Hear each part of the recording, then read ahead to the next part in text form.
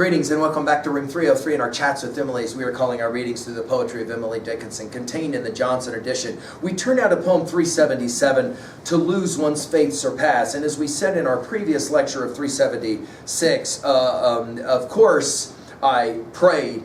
This poem and the poem that preceded it and the one that follows it in 378 all challenge in some way the question of faith and belief and the like. When this one was published actually in 1896, it was actually called Lost Faith. And we are back to Emily as theologian. We are back to Emily asking the question of theodicy. Our assumption is that you've been following our stuff at learnstrong.net. Down that left-hand side, Chats with Emily, our playlist. I'm hopeful that you've worked through our set of introductory comments where we define theodicy as that quest to understand why there must be pain and suffering in the world. And I'm hopeful that you've worked through the preceding 376 poems. We just finished with, of course, I Prayed 376, so that you can place this poem inside of a family of other poems that will play along with this notion of the question of the smart misery, as it was obviously referenced at the end of 376. This is how she says it. To lose one's faith, surpass the loss of an estate, because estates can be replenished. Faith cannot.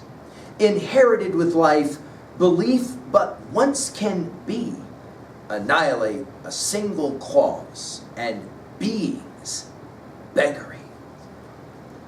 Now, can we just point out the genius of this poem in terms of the language of economics? Notice that she will be speaking about what can be gained and what can be lost through the experience of faith. To lose will take us back to poem 21. You'll remember that.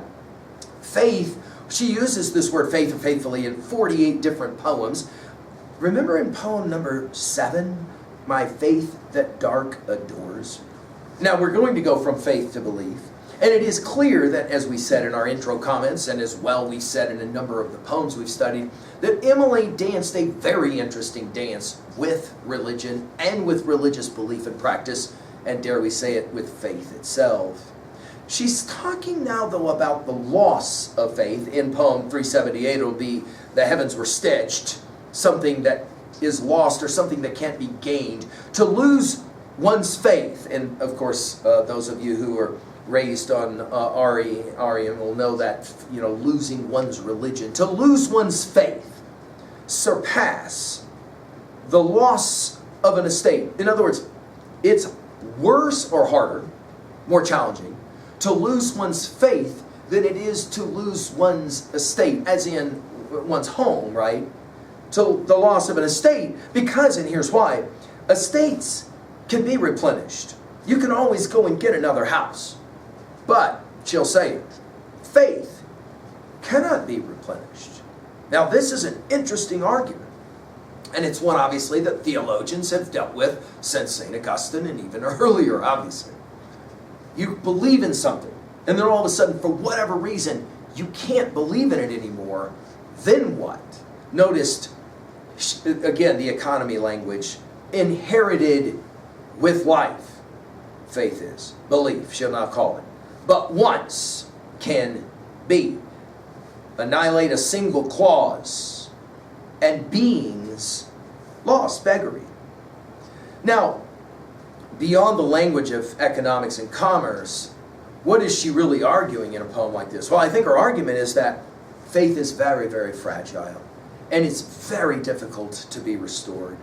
Both faith in religion or in God and deity. Also, I think she would extend faith or belief in friendships. No question, we've seen this already, that at times Emily can feel angered by the fact that she has been betrayed in some way, and maybe it doesn't come back. It to be, of course, the language of economics is brilliant here.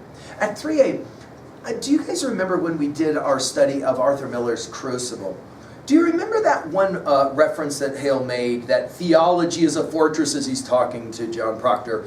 Theology, sir, is a fortress. No crack in a fortress may be accounted small. I've always thought that that's one of the most compelling lines in all of that play, because it's demonstrated right there on stage the way it only takes one fissure in a belief system to often collapse that belief system. Of course, some will argue, and now this takes us to 3b, Do you think that's true? Do you think that in fact faith or belief is that fragile? Or are we capable of recognizing when a certain belief system or idea is flawed, and then we can somehow transcend and include and move beyond? Certainly Walt Whitman argued that's what we should do, right?